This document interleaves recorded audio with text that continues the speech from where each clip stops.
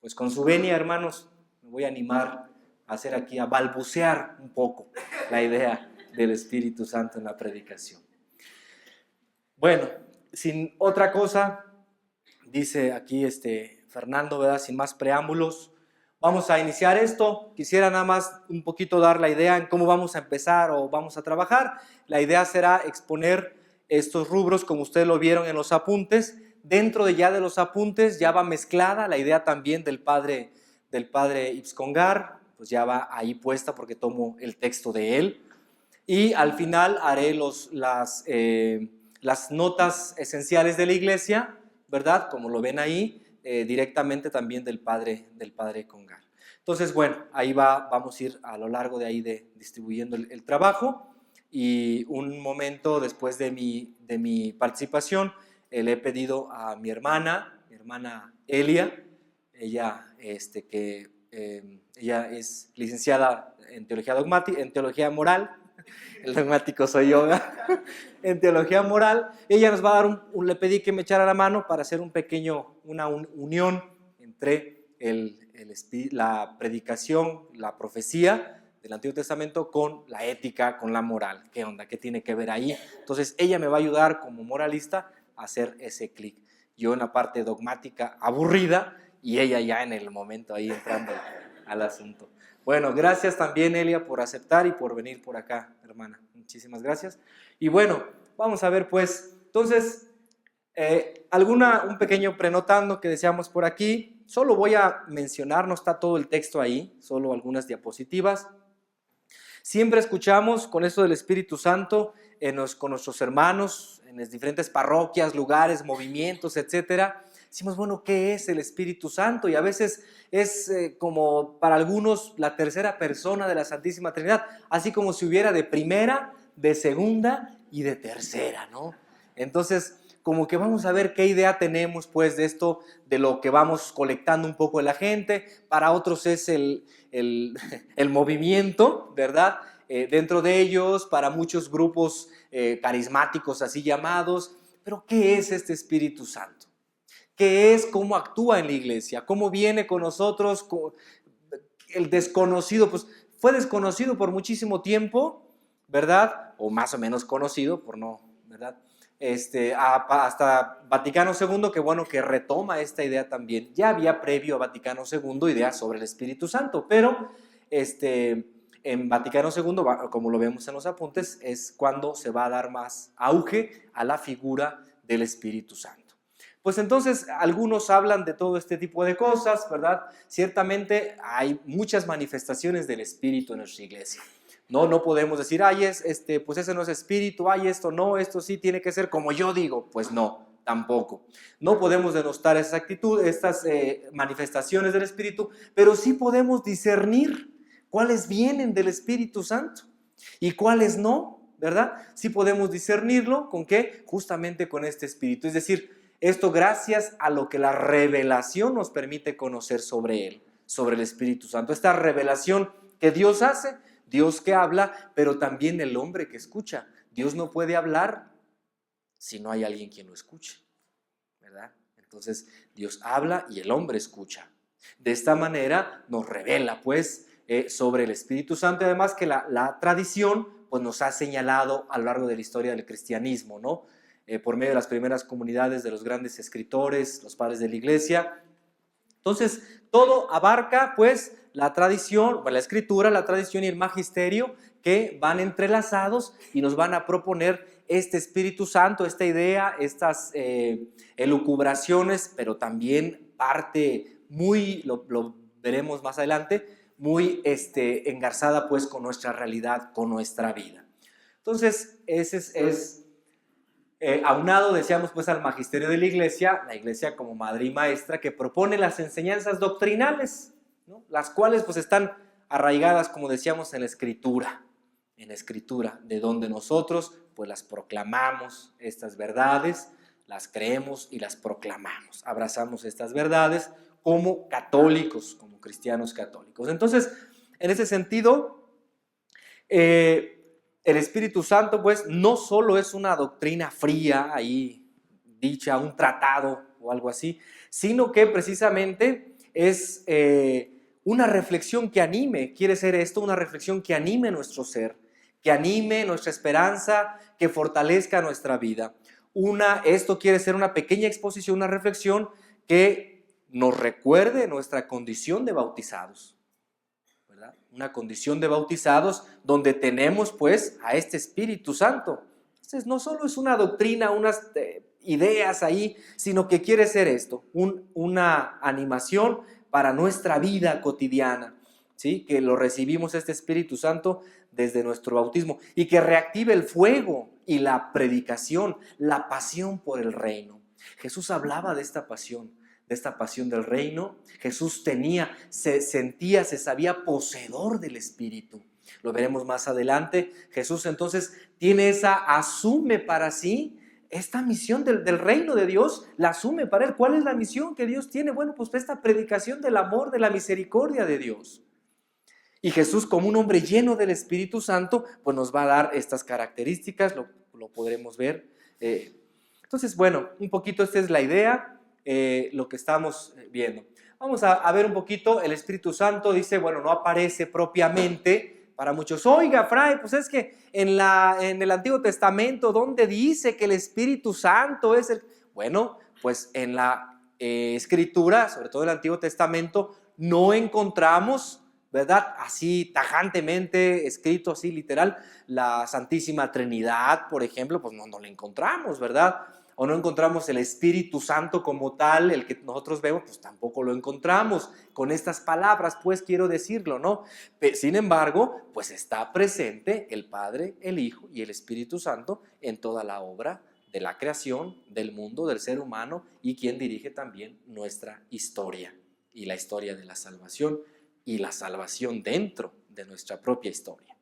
Por eso, el punto de partida que queremos ver aquí es el vocablo, ¿no?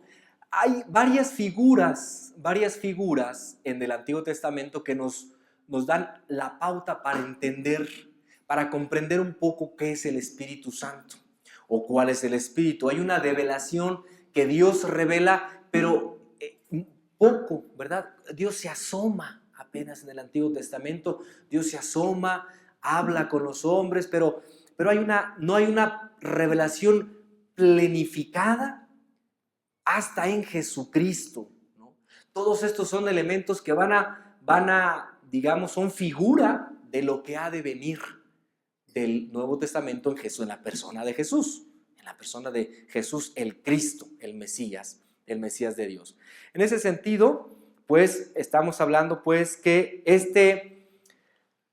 habla de unas prefiguraciones de lo que había de venir, como Dios se asoma, se deja conocer como Padre de misericordia, que le habla al hombre como amigo, nos dice la Dei Verbum, ¿verdad? Dios que se revela, que le habla al hombre como amigo.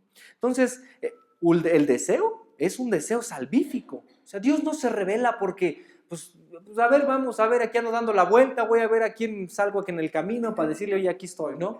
Sino que se revela con un deseo profundo, el deseo salvífico, el deseo de salvar a su criatura, el deseo de establecer esta relación con su creación completa, con su creación total.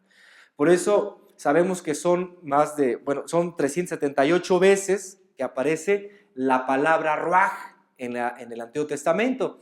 Digamos que es la palabra que va a darnos un poquito la idea de que después va a ser traducida como neuma y después como espíritu, ¿verdad? En la traducción de los 70 pues está como neuma y la vamos a traducir de latín al español como espíritu. Entonces, el origen de la palabra. Punto número 1, aquí está, ¿no? El origen que es la ruaj, ¿no? Así, esta palabra ruaj, que en el Antiguo Testamento el género es femenino. Algunos biblistas discrepan de ello, dicen que puede ser neutro.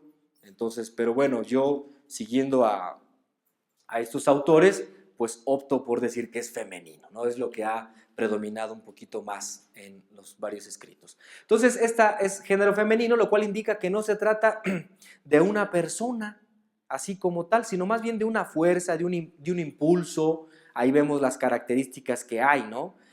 Decíamos los 70, lo traduce como neuma. al género neutro ya, ese sí, ¿sí? Es un término definitivamente polisémico, es decir, tiene muchos significados, ¿no? Muchos significados.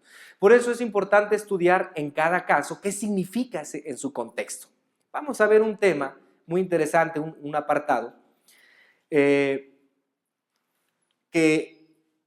este significado humano en cuanto a cualidad, a veces, acción, el principio y el aliento de vida. Ruach también es el impulso de las acciones no materiales. Ruach también es conocimiento, sensaciones, disposición del alma. En pocas palabras, tenemos un elemento divino, la fuerza de Yahvé, ¿no? La fuerza de Dios, por la cual obra y actúa en el mundo.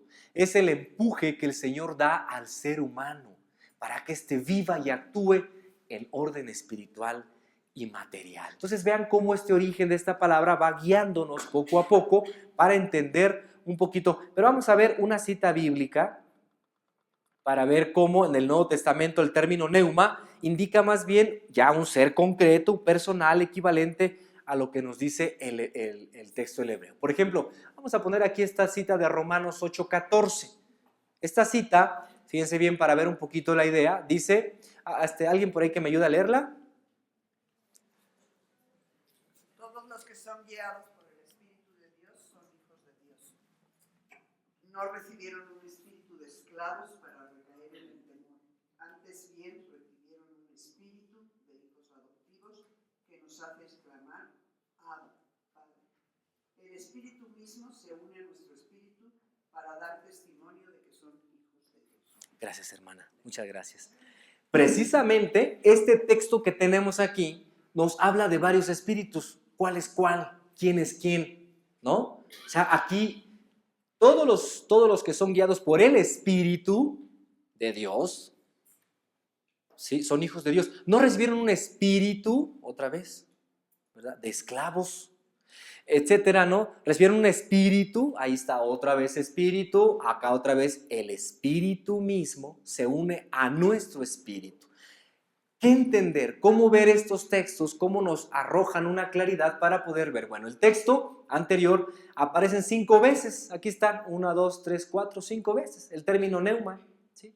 Que nos indica, fíjense bien, esto quisiera que lo viéramos claramente, ¿no? El Espíritu Santo en la primera y cuarta vez. O sea, el Espíritu Santo se refiere en la primera, segunda, tercera y cuarta vez. Por eso, fíjense bien, todos los que son guiados por el Espíritu de Dios, ahí se refiere al Espíritu Santo. Y en la cuarta, ¿no? El Espíritu mismo, ¿sí? Luego tenemos que, aquí está, una cualidad interior. ¿Dónde se refleja eso? En la segunda y en la tercera vez. Aquí está la segunda. No recibieron un espíritu. Se refiere a cualidad interior, ¿no? Y en la tercera, ¿sí? De esclavos para recaer en el temor. Antes bien recibieron un espíritu. También ahí como una cualidad interior se ve este neuma. Por eso les decía, tiene muchos significados. Y después el principio humano de operaciones inmateriales, que es en la quinta y última vez. O sea, el espíritu, aquí tenemos, ¿verdad? El espíritu mismo se une a nuestro espíritu. Aquí este es un principio humano de operación. Entonces vean cómo en cada uno de los textos es importante tener la claridad para entender este espíritu, para entender y para ver en qué momento, desde qué perspectiva, desde qué idea nos va a hablar el espíritu y poder distinguir en esta palabra los diferentes significados que tiene, ¿no? Esto lo puse un poquito pues en orden a la cuestión exegética, pero vamos ahí caminando, ¿no? Por otro lado, dice el texto, ¿verdad? Bueno, ahí vemos varias citas, el Salmo 104, ¿no? Tomas por mensajero los vientos, ahí dice neumata, los vientos los tomas por mensajeros, es la traducción, ¿no? Neumata, es decir, es espíritu también. A las llamas de fuego por ministros, etcétera, ¿no? Versículo 29 y 30, escondes tu rostro y se anonada, les retiras tu soplo y mueren, ¿no? Ahí les retiras tu soplo y mueren. Hablamos de ahí de ese espíritu, ¿no? De ese espíritu, de ese neuma, de ese Espíritu Santo. En fin, es un poquito la idea, solamente como para ir desdibujando.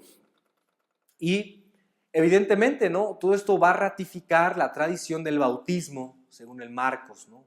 Por la que se afirma que Jesús recibió el Espíritu Santo, esa fuerza de Dios, y realiza su obra al servicio de la vida y de la gracia en el mundo. ¿Dominado por qué? El mundo dominado por espíritus inmundos.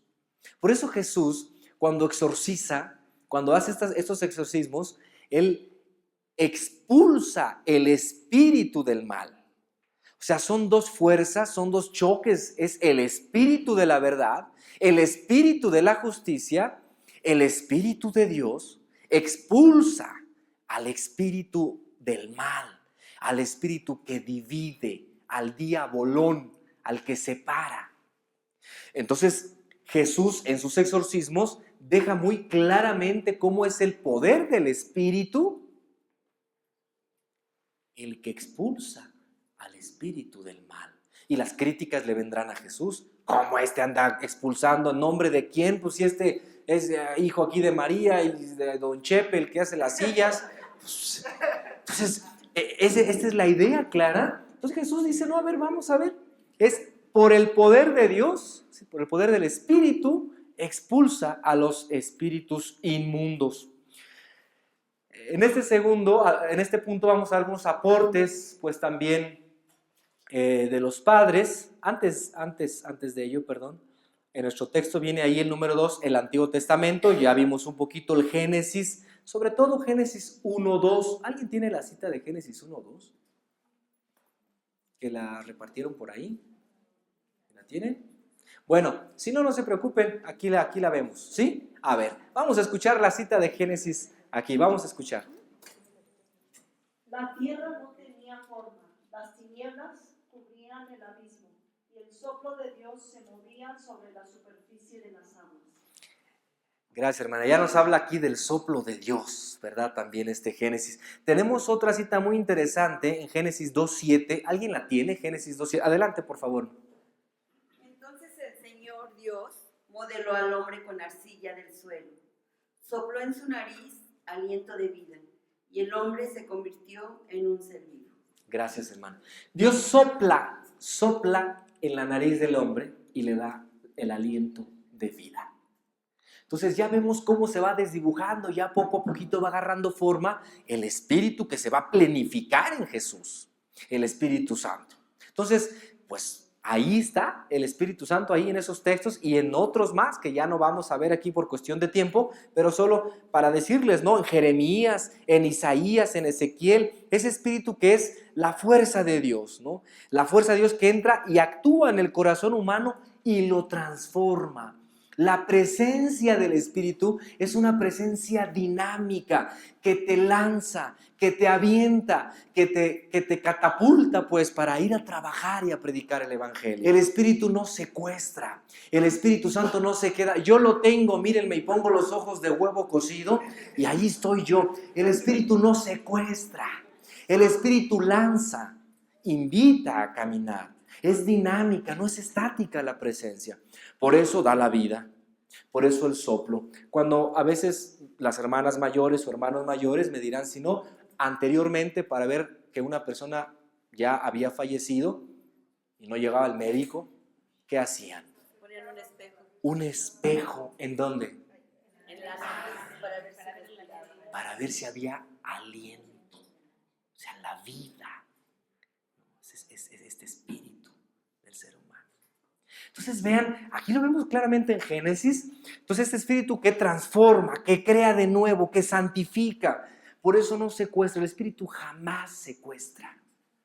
El espíritu es abierto, es dinámico, es movimiento, no naranja, no, es avienta. Entonces, con Samuel, con David, etcétera, pues ya no me meto en ese asunto. Tenemos después también este Nuevo Testamento. En el Nuevo Testamento es claro donde Jesús experimenta.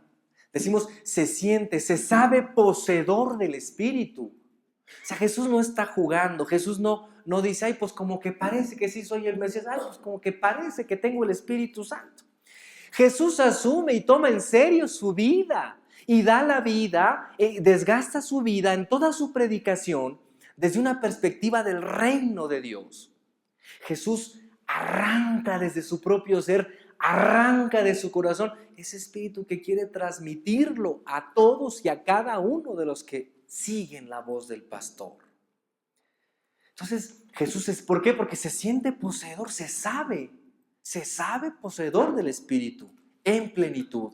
Ese espíritu que dio vida, etcétera, que estábamos viendo, en Jesús se plenifica ese espíritu. Por eso es evidente que Jesús no ofreció, queridos hermanos, hermanas, una teoría.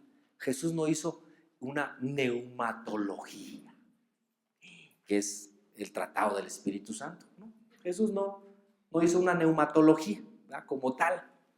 Jesús no hace este tratado del Espíritu Santo, ¿no? Sino que precisamente Jesús obra al servicio de los más pobres, de los más necesitados.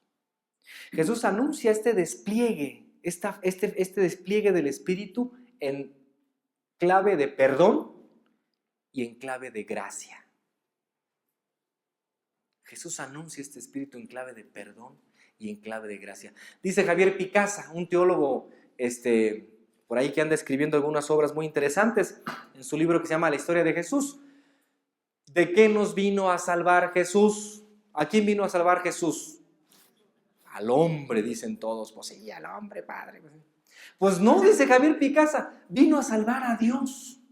Ah, caray, ¿cómo? A ver, córtale, no me vayan ahí a censurar, ¿verdad?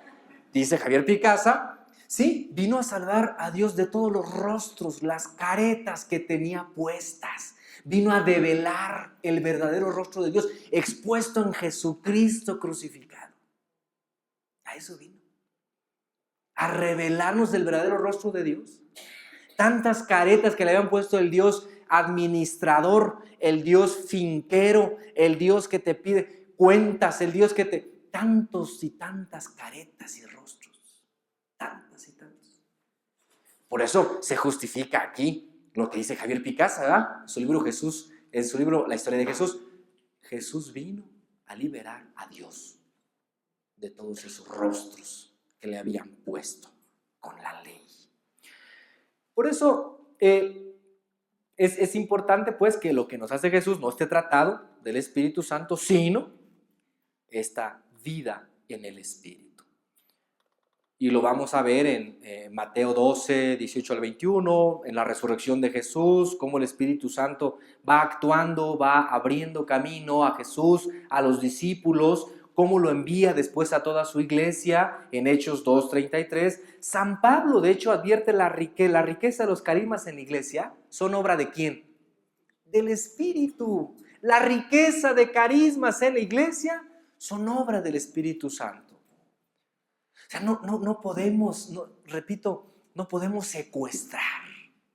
No podemos secuestrar al Espíritu Santo, ¿ya? Es obra de Él. Lo que decían hace un momento, quien nos leyó el acta y también el Padre David, en esta pluralidad, esta unidad en la pluralidad. En este sentido, algunos aportes de los padres, bueno, pues decíamos ya dejando el Nuevo Testamento, soy muy rápido, voy hilando, pero ya tienen su texto ahí, ¿eh? Entonces, algunos aportes de los padres, bueno, al inicio no tenían una doctrina como tal, pues no, ¿verdad? No tenían una doctrina como tal sobre el Espíritu Santo, pues no decían, ay, pues fíjense que simplemente no había, pero ni siquiera una teoría bien elaborada sobre la Trinidad tampoco estaba, ¿no? Sin embargo, desde un principio la iglesia creyó en el Espíritu Santo y la profesaban en la confesión de su fe, en los ritos litúrgicos, en las catequesis. Este trozo, bueno, parece ser que es una parte de la famosa Didache, ¿verdad? Que es la doctrina de los 12 apóstoles. Y ya allí se menciona cómo bautizar. Cuando bautices, bueno, con el agua, etcétera, ya de las características, en el nombre del Padre, del Hijo y del Espíritu Santo. Entonces, desde un principio, ya teníamos aquí esta Didache del año 66, más o menos, del 66 al 80, ya hace referencia al rito bautismal con el Espíritu Santo. Grandes padres, como por ejemplo Ignacio de Antioquía, lo vieron ahí en sus textos, ¿verdad? Él escribe sobre la fe de la Trinidad en la iglesia. Al Espíritu le atribuye hacernos piedras vivas del templo de Dios. Es una expresión de Ignacio de Antioquía, ¿no? 35 al 107. Entonces, ya estos padres ya van dando ideas y van hablando ya del Espíritu Santo, aunque no haya una doctrina como tal definida. San Justino Mártir, ¿no?, ya también habla por ahí del espíritu profético. Ese espíritu del Señor es el espíritu profético en una de sus cartas, ¿no?, en el Martirologio Neumatológico en San Justino. Dice Sabugal, otro autor. Entonces, San Ireneo de León, pues, también dice él, el Padre lo hizo todo, la creación, por sus manos. Es decir, una mano, el Verbo, que es Jesús, y otra mano, el Espíritu. Pues el Padre así obra en la creación. San Hipólito de Roma invoca al Espíritu Santo siempre en la ordenación de los obispos, de los presbíteros, de los diáconos. Ya hay una tradición. Bueno, no es padre de la iglesia Orígenes, pero pues casi, ¿no? Orígenes ahí. Y con esto termino esta parte que es el Concilio de Constantinopla. Ya el Concilio de Constantinopla, en el 381, ya declara que el Espíritu Santo procede del Padre. Más adelante pues se va a introducir el añadido del famoso filioque y del Hijo, ¿no? Pero ahorita no nos metamos en camisa de 11 varas, nada más nos quedamos en el Concilio de Constantinopla, 381, cuando ya él declara, fíjense en qué año estamos, ya declara y dice, el Espíritu Santo que procede del Padre. Ya hay una doctrina incipiente, si ustedes quieren, sobre el Espíritu Santo, en este concilio fundamental de Constantinopla, donde ahí se revela. Un poquito, orden al desarrollo teológico, la santidad, dice Lumen Gentium, que dicho sea de paso, muchos de estos documentos de Vaticano II, pues detrás está nuestro dominico insigne, ¿no?, Ips Congar, entre otros, ¿no? Pero detrás de muchos documentos de Vaticano II, pues está la pluma del padre Ips Congar. Entonces, la santidad es una obra trinitaria, ¿no? Tiene su origen en el Padre como en su fuente, se confiere por medio de Cristo, pero a través del Espíritu Santo, Lumen Gentium 39, ¿no?, que es quien suscita una vida nueva a los hombres, una adhesión filial de cristoforme, hacernos en forma de Cristo, otros Cristos, ¿no? Ahí están las citas. Por eso la nueva vida del hombre, que está unido en Cristo por la moción del Espíritu Santo, es ya una vida de comunión trinitaria. A los catequistas, o muchos catequistas, ministros y todo, a veces los niños, oiga, pues ¿qué es la Trinidad, maestra? Ay, muchacho, pues es un misterio. Ya, sí lo estoy diciendo. Digo, sí, efectivamente es un misterio, pero a veces leer la Trinidad desde la perspectiva de comunión es muy interesante, porque precisamente la Trinidad es comunión. No podemos hablar del Padre sin el Hijo, ni del Hijo sin el Espíritu, ni sin el Espíritu del Padre, ya mis cebolas, pero no podemos hablar ni de uno de otro sin unir esa Trinidad. Por eso es en clave de comunión. Expliquémosla al pequeño. Pues es un misterio, efectivamente sí, pero así como dicen, pues es un misterio para que ya no estés diciendo otra cosa y ya nos vemos, ¿no? No, el misterio de comunión, esa Trinidad. Por eso el Espíritu también, ¿verdad?, es ya una vida de comunión trinitaria entre estas tres divinas personas. Aquí hay un punto importante, bueno, también que me parece a mí, en cuanto que la escritura, pues ha de ser leída entonces en esta clave neumatológica, es decir, en esta clave del Espíritu Santo. La Biblia nos puede decir muchas cosas, y cada quien el que la lea, pues le dirá también ¿no?, según ahí. Para los científicos, pues será una cosa, para los luteranos, pues será otra cosa, ¿no? Y así nos vamos, ¿no? Pero leída en nuestra iglesia, pues, ¿cómo? En este sentido, en clave neumatológica, ¿verdad?, no al pie de la letra, en su hermenéutica, ya que su sentido meramente literalista, a tal cual, pues nos conduce a un fundamentalismo tipo carnal. ¿Qué significa esto? Bueno, hoy ya no es posible, ¿verdad? Desde hace muchísimo tiempo ya se hablaba, no podemos, por ejemplo, sostener que Dios creó el mundo en 6 días de 24 horas cada uno, ¿verdad que no? Y el séptimo se fue a Cancún a descansar. Pues no, es decir, verlo de una manera literal, así. Dios dice que, pues no, por eso el Espíritu es el que lleva y nos dice cómo interpretar la Escritura, cómo leerla en la tradición y el magisterio, quienes nos dan las pautas para entender la Sagrada Escritura y para leerla de acuerdo a esta sana tradición desde la perspectiva neumatológica. De repente, oye, tengo un problema, léete la Biblia, oye, ¿por dónde empiezo? Tú ábrele ahí a ver dónde cae, a ver qué te dice, y eso es lo que te va a decir, eso Dios te está, qué padre, no puede ser, digo, sí, ¿no? Pero bueno, es un poquito la idea, ¿no? Entonces, ha de leerse, pues, la iglesia no puede darse por satisfecha solamente anunciando la palabra, o solamente engrosando las filas de sus adeptos. Debemos buscar la transformación de la persona y de la historia por el Espíritu Santo. O sea, nosotros, ustedes como iglesia, yo como iglesia, no podemos contentarnos nada más con engrosar las filas o con predicar el Evangelio. Bueno, sí, pero no por eso, no con eso nos tenemos que quedar. No solo es eso. Si hemos de buscar la transformación plena de la persona y de la historia. Esa historia que es salvada también desde Jesús. O sea, no podemos quedarnos ahí nada más, ¿no? Sino que nuestra predicación, que nuestro trabajo, que nuestro testimonio, que todo lo que nuestra iglesia pueda cambiar, pueda transformar a la persona.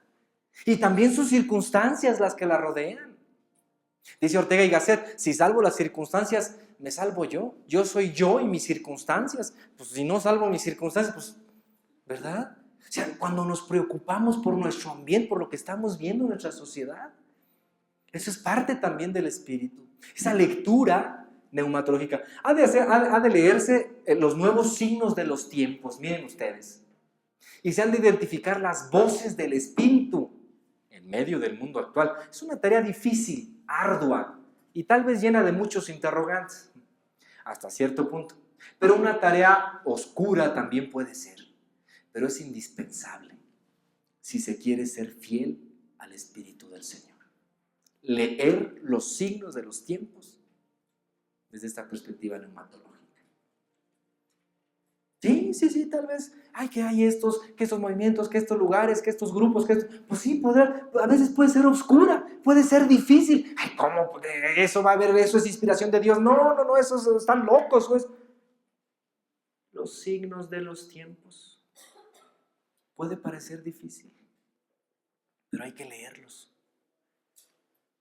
Es indispensable leerlos desde el Espíritu Santo, si se quiere ser fiel al Señor y a su Espíritu.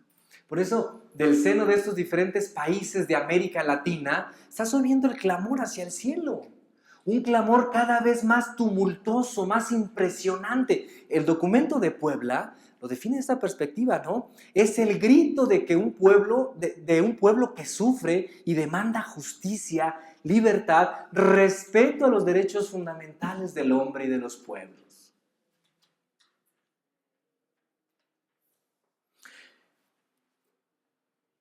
Por eso la presencia del Espíritu en nosotros no nos deja indiferentes.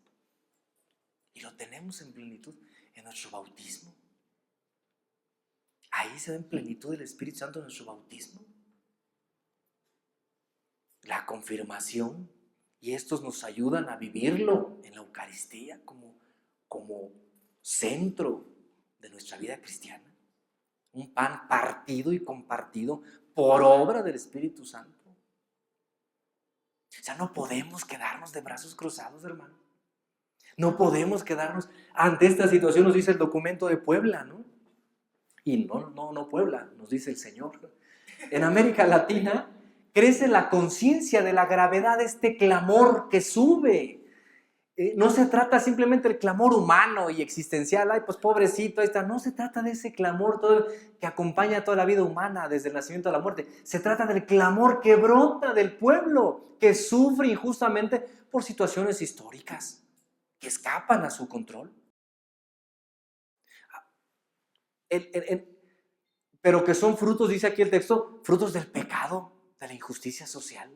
El clamor de un pueblo que sufre hambre, que sufre frío, alfabetismo, falta de vivienda digna, salud, agua, etcétera, etcétera, etcétera, etcétera. Es el movimiento del Espíritu.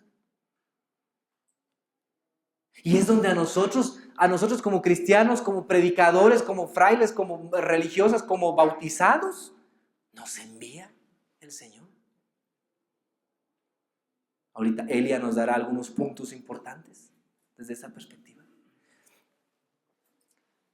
Entonces, este tema del clamor del Espíritu está en toda la Biblia, hermanos. Es el clamor de la sangre de Abel que sube al cielo, Génesis 4:10. ¿Alguien la tiene?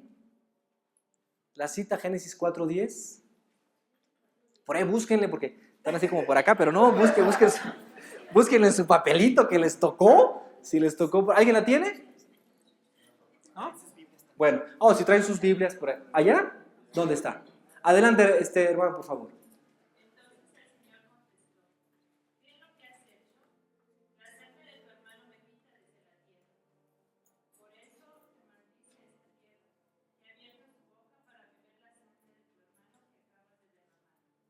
Gracias, hermano. Precisamente es el clamor. Ese clamor del que hablamos es el clamor que va entrelazándose en la Escritura. Es el clamor que va dando forma, que va moldeando también el espíritu de profecía en la Escritura.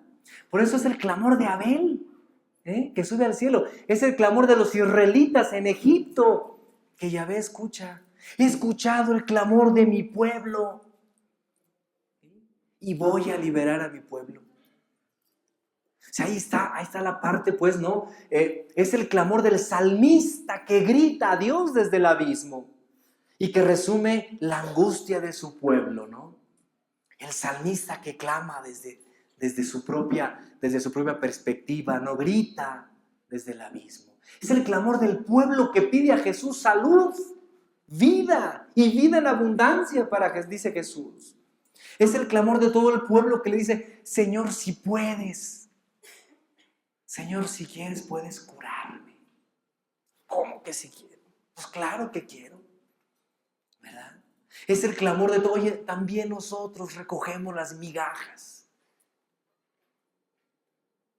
Es el clamor de toda la gente que rodea a Jesús, que sale en busca de este espíritu de vida. Este clamor también, ¿verdad? Es el clamor del que se hunde como Pedro en el mar de la inseguridad, del caos, del miedo, del pavor, de la tristeza, de la soledad. Es el mismo clamor que sube a Dios. Es el clamor del mismo Jesús en la pasión y en la cruz. Es el clamor de Jesús. Padre, ¿por qué me has abandonado?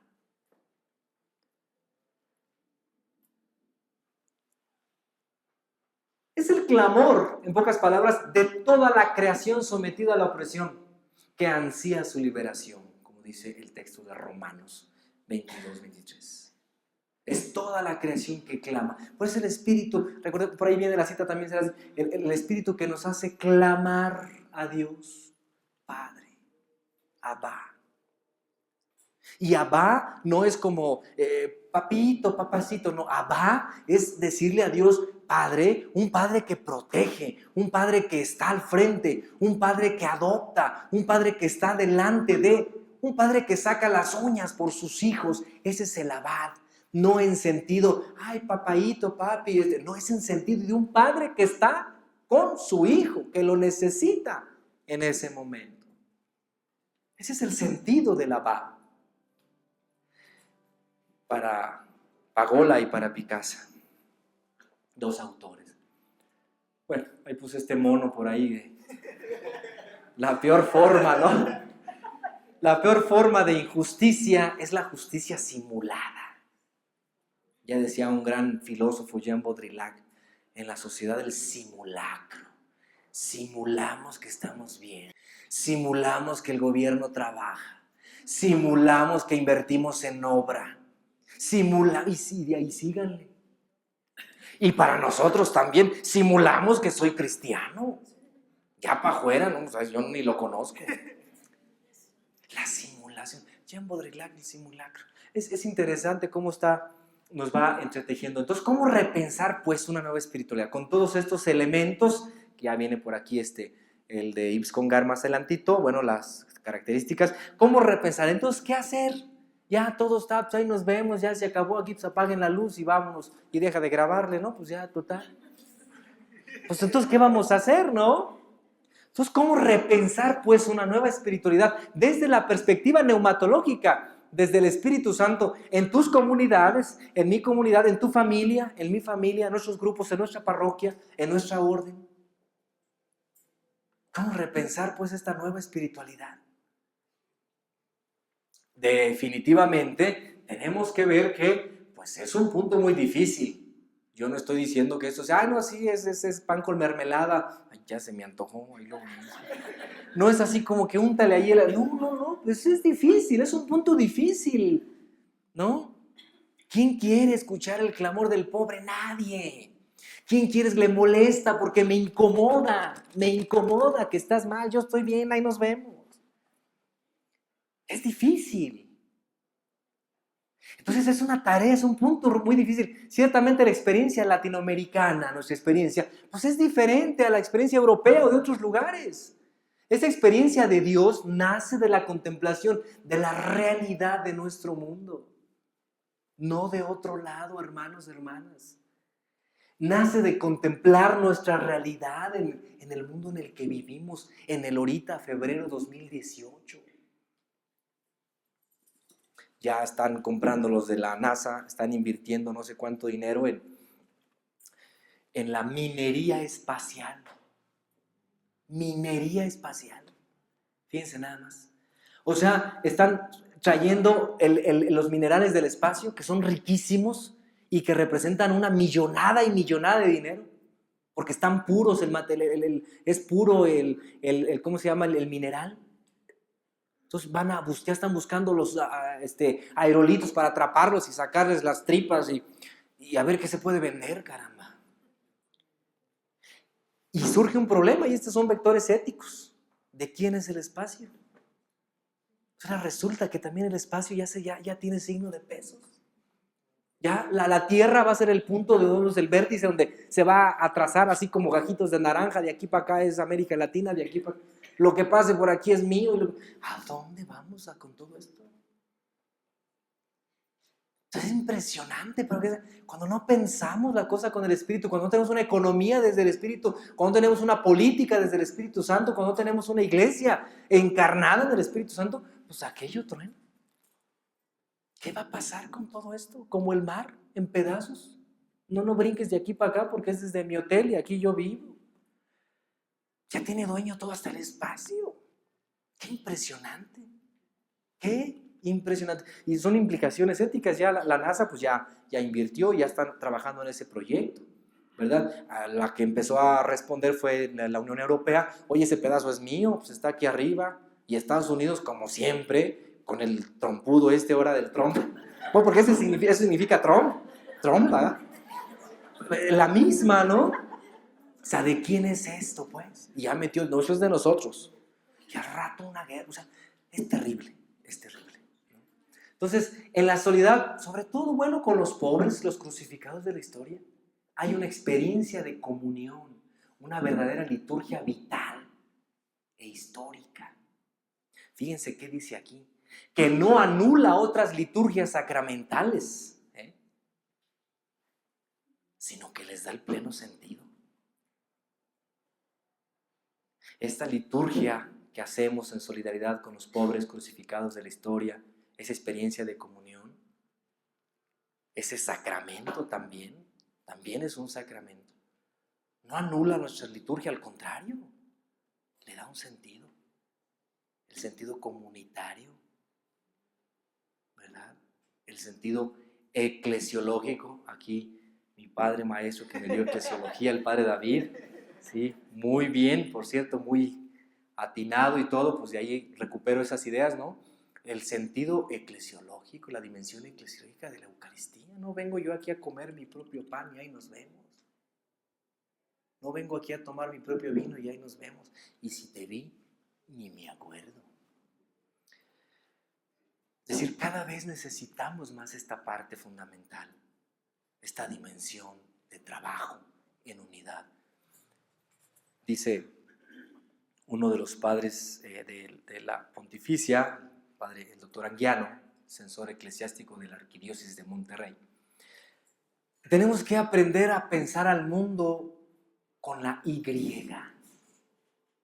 Hay que aprender a pensar con la Y para no excluir a nadie.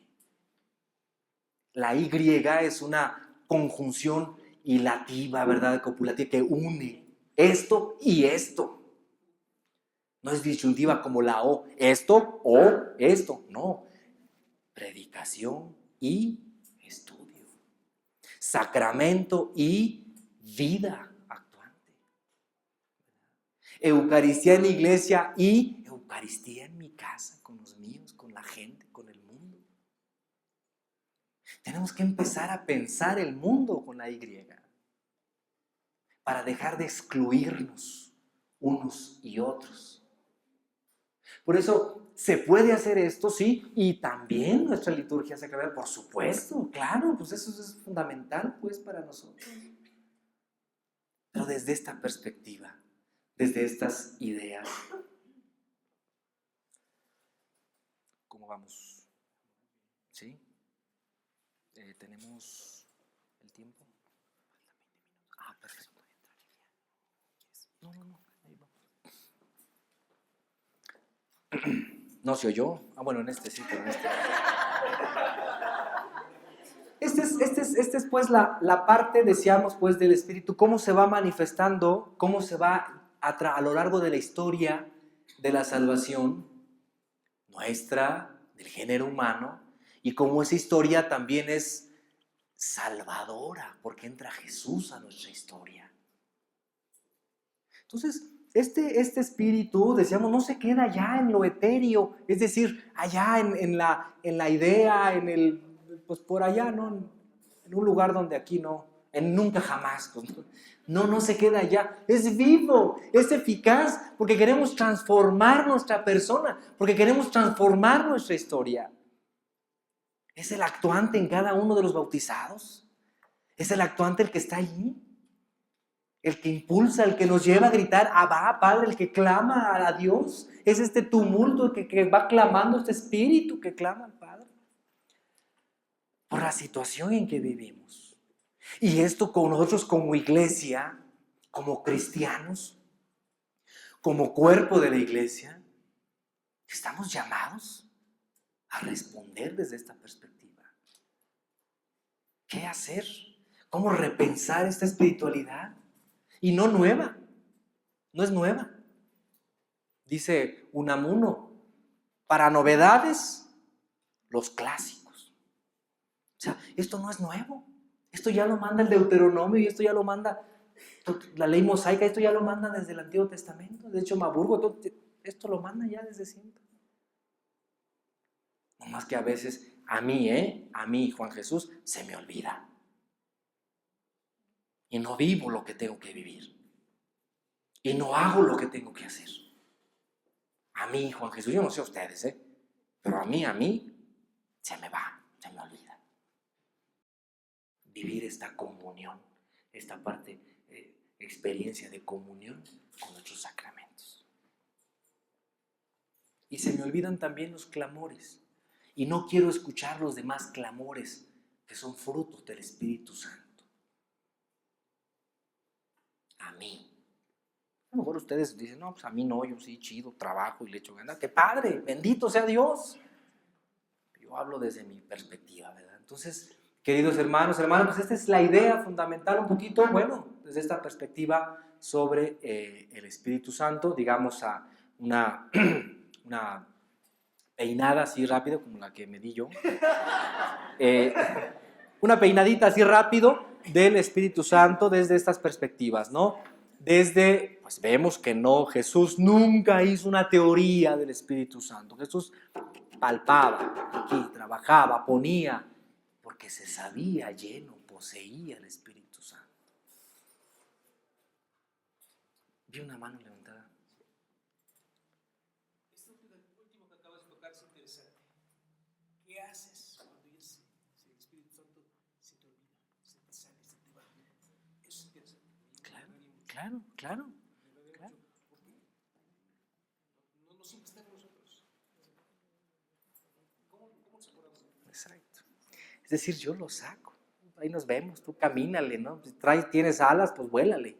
Aquí ya no te quiero, ¿no? Porque me incomoda. La presencia de Jesús incomoda. La presencia de Jesús del Espíritu incomoda porque nos hace ver a otras realidades, porque nos hace voltear a otras cosas. Entonces,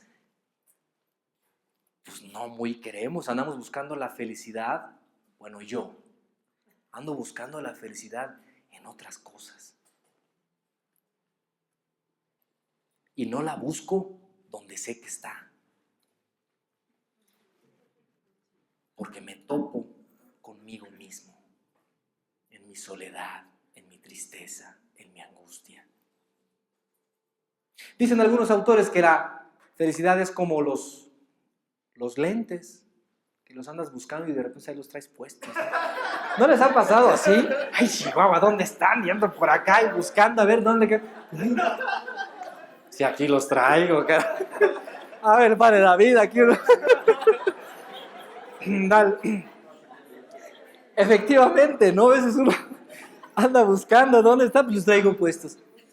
Jesús está en nosotros, el Espíritu está en nosotros. El Espíritu Santo está en nosotros como desde nuestro bautismo, como estuvo en Jesús. Él está con nosotros, en nosotros. Depende de cada uno, de cada una que dejemos actuar ante esta realidad, ante estas situaciones. Depende cómo nosotros vamos a responder a ese Espíritu en mi comunidad, en mi grupo, en la escuela, en mi congregación, en la orden, como dominicos, dominicas, en mi casa, etcétera. Salud, hermano. Entonces ese es el asunto, ¿no? Dependerá, pues, desde esta perspectiva. Y grandes, ¿no? Muchos autores, un gran dominico también, ¿no? El Padre Jesús Espeja, que nos habla ahí de esta perspectiva del Espíritu, que trabaja también en la mano de Dios para con cada uno, para con cada uno de nosotros. Entonces, pues, a grandes rasgos, este es el recorrido muy breve y muy sucinto, es decir, así muy chiquito, del Espíritu Santo en la historia, un poquito, y el aterrizaje, ¿no? Ya daremos alguna pequeña dinámica para trabajar un poquito qué onda, qué vamos a hacer, qué sigue, pues, ¿no? Cómo le vamos a realizar ahorita el trabajo. Entonces, bueno, pues esta es un poquito la idea antes de ver a Ibs Congar, que dicho sea de paso, de todas estas ideas y todo esto también las trabaja, pues, desde luego Ibs Congar, ¿no? Pues ahí está. Ahorita lo vamos a ver específicamente en las notas esenciales de la Iglesia, una santa católica y apostólica, ¿no? Vamos a ver qué significa esto. Y evidentemente con la hilación que haga Elia ahorita en un momentito más, vamos a tomar eso como referente, nos va a concatenar, nos va a unir para entender pues la Iglesia, nosotros como pueblo de Dios que estamos pues sumergidos en ese Espíritu Santo. Esa Iglesia que tiene el Espíritu de Cristo, que se sabe poseedora del Espíritu de Cristo y que lo comparte, que no lo secuestra, que lo comparte y anima sus diferentes manifestaciones. Lo vimos de una manera clara en el Concilio Vaticano II, ¿no?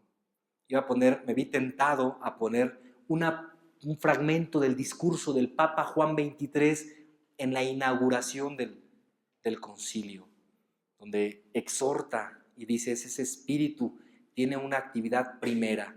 ¿Cuál? La de convocarnos a los que somos de Cristo y unirnos para trabajar. Entonces el espíritu, unidad, y ahí vamos a ver las demás, una santa católica, etcétera, los elementos que dará la Iglesia. El alarma. Gracias. Ya. Es el tiempo ya, ¿no? Bueno, pues por aquí estamos un poquito. Vamos a descanso. Paso aquí el micrófono a